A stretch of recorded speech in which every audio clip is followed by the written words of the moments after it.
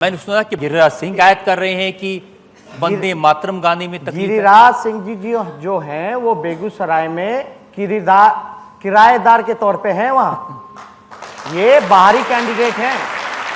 और एक बात समझिए, गिरिराज सिंह अगर अपने आप को समझते हैं कि उनके बाप दादा की जागीर है बेगूसराय, तो ये गलतफहमी में है। और बेगूसराय की जितनी भी जनता है जो सामाजिक न्याय में, सेक्युलरिज्म में विश्वास रखती है, जो देश के संविधान में विश्वास रखती है, वो इस बार गिरिराज सिंह को मुंह तोड़ जवाब देने का काम करे। एक उनकी शिकायत यह है कि वंदे मातरम गाने में शिकायत है अब्दुल बारी सिद्दीकी को। ये कोई मुद्दा नहीं। देखिए, मुद्दा क्या है? किसानों का आय दुगुना करना, किसानों का कर्ज माफी करना, नौजवानों को 2 करोड़ रोजगार देना, जो हर एक साल जो वादा किया गया था, सही शिक्षा मिले, लोगों को क्वालिटी ऑफ एजुकेशन मिले, स्वास्थ्य की सुविधाएं ठीक हों, संविधान हमारा जो खतरे में है वो बचे, देश में महंगाई जो चरम सीमा पर है वो कम हो, ये सारे मुद्दा हैं।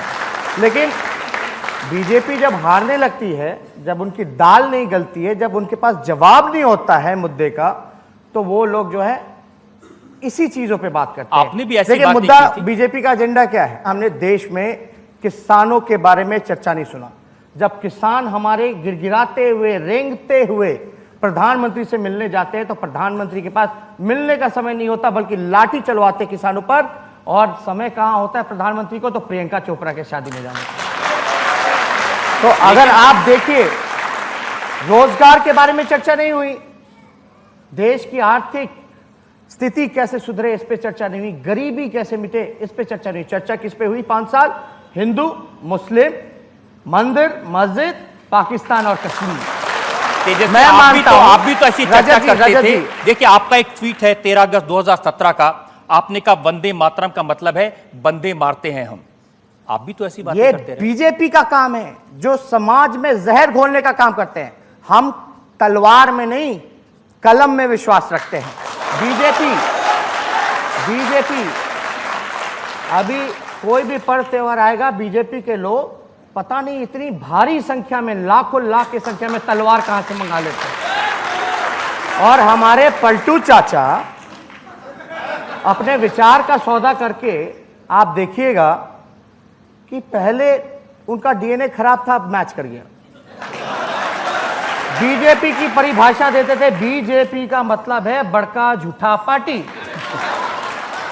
अब पता नहीं, सृजन घोटाले का डर था तो पलटी मार दी। लेकिन हम तो इतना कहेंगे कि नीतीश जी, कम से कम आपके राज में, आप भले ही मुख्यमंत्री हो, चोर दरवाजे से बन गए, आप चीफ मिनिस्टर मत बनो, चीफ मिनिस्टर बनो, जो स्टेट की जो रिस्पॉन्सिबिलिटी है लॉ एंड ऑर्डर की। अगर बीजेपी के लोग अगर दंगा फसाद करते हैं तो do not support them, action लीजिए। आपको पता होगा भागलपुर में अश्विनी चौबे के बेटे, जो हम लोगों ने देखा था, एफआईआर फाड़ के फेंक रहे थे, महज 100-200 मीटर दूर सीएम हाउस के। पुलिस की हिम्मत नहीं हुई कि उनको छू सके, गिरफ्तार कर सके। What does it mean? इसका मतलब क्या है कि नीतीश कुमार पूरी तरीके से जो समाज में जहर फैला रहे हैं, उनका पुरजोर समर्थन कर रहे हैं, केवल लालच के कारण और डर के कारण। तो सत्ता का लालच है, तेजस्वी जी आपकी अदालत में रविशंकर प्रसाद आए थे, वो कह रहे थे कि असर देखिए मोदी जी का, हाफिज सईद और मसूद अजहर गायब हो गए हैं सीन से। अब देखिए, हम तो कुछ नहीं कहेंगे। लॉ मिनिस्टर हैं, पहले टेलीकॉम मिनिस्टर थे, पता नहीं डिजिटल इंडिया कितना बन पाया, लेकिन 2-4 बार फोन कीजिएगा तब जाकर के एक बार बात हो पाती है। अब ऐसे मंत्री को हम क्या बताएं? कोई जवाब नहीं। वो मंत्री बता रहे थे कि बीजेपी का एक मंत्री अपने मंत्रालय के बारे में नहीं बताएगा कि जो रिस्पॉन्सिबिलिटी मिली 5 साल के लिए, उन्होंने क्या काम किया। फिर हाफिज सईद पाकिस्तान पहुंच जाते। अरे यही तो कह रहे हैं भैया, मोदी की बात नहीं करना, हमको मुद्दे की बात करना है। मुद्दा ये नहीं है, हाफिज सईद मुद्दा नहीं है। क्या जो बालाकोट में एयर स्ट्राइक किया वो मुद्दा नहीं है? सेना पर गर्व हमको था, है, हमेशा रहेगा। लेकिन इंडियन आर्मी का अगर राजनीतिकरण किया जाएगा तो ये सही नहीं होगा।